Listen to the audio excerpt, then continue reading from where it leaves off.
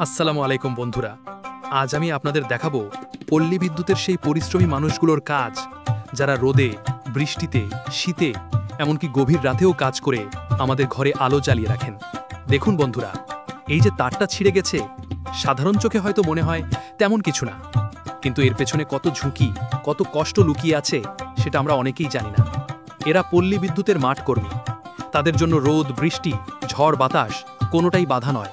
যেখানে তার ছিঁড়ে যায়, যেখানেই বিদ্যুৎ চলে যায়, তারা ছুটে যায় মুহূর্তের মধ্যেই। দেখুন কেমন দক্ষতার সঙ্গে তারা তার জয়েন্ট দিচ্ছে। একটা ছোট ভুল মানে বড় দুর্ঘটনা, তবুও তারা নির্ভয়ে কাজ করে যাচ্ছেন আমাদের সেবার জন্য।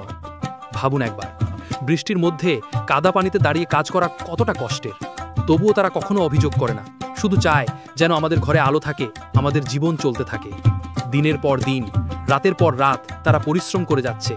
আমরা যখন ঘরে বসে আরামে চা খাই, তখনও তারা কাজ করে যাচ্ছে খুঁটির মাথায় ঝুলে।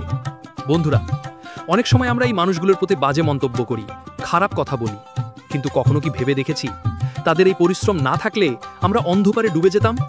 তাই আসুন, যারা আমাদের আলোয় রাখে তাদের প্রতি কৃতজ্ঞ হই, তাদের সম্মান করি, কারণ তারা আমাদের সমাজের আসল নায়ক।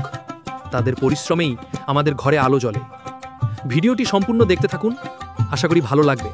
আর যদি ভালো লাগে, লাইক, কমেন্ট, শেয়ার করতে ভুলবেন না।